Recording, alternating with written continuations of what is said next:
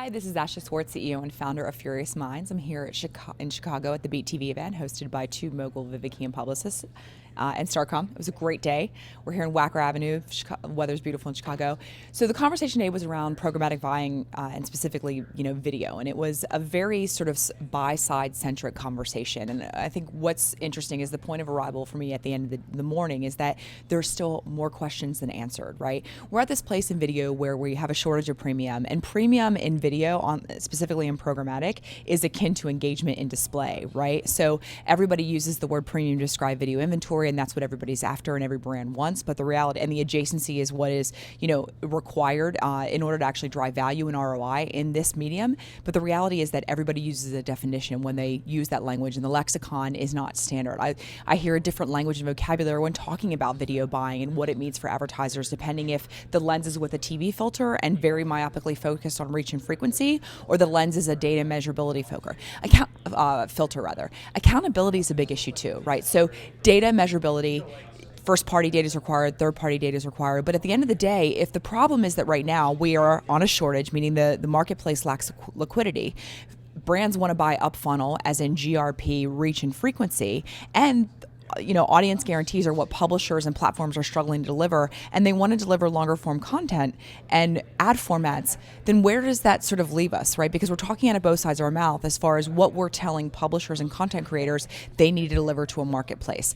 The value of programmatic platforms, exchanges or DSPs, is they aggregate audience and take it up funnel, right? But then if the point is that the value and the ROI, in order to retain the premiums of the inventory, is done through disaggregation and targeting and better measurability, then we kind of end up at a stalemate in some regards. And I know the reality is that as we get more data and we get more insights about the marketplace and how it performs, we'll be able to resolve those conflicts. But right now, it does feel like at the end of the day, my postmortem is we sort of had some conflicting agendas with all the parties at the table.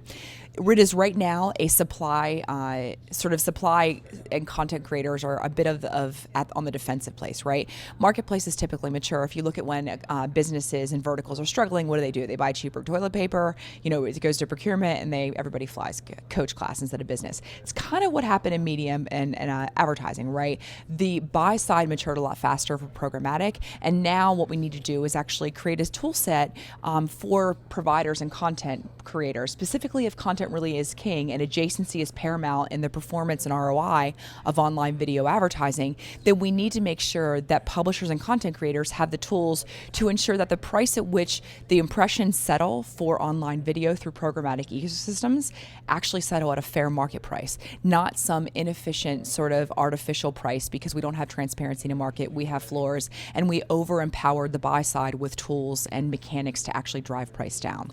So the question is, at the end of the day, is this about driving price down for buyers, or is it about driving ROI? And I think that's still open. I think that varies brand by brand. And it's one of the challenges that agencies have to sort of reconcile because they have divergent interests both within their whole entire client roster, and then even when they nail down between the brand managers on the digital versus TV side and what their focal point is as far as performance and ROI on media. So it was a great conversation. I'm leaving with as many questions as I am answered, which is great, and one of the reasons that I love doing what I do. So thank you, Beat. Thank you, Tube. Thank you, Starcom. Thank you, Publicis and VivaKi. If you have questions, let us know. Thanks.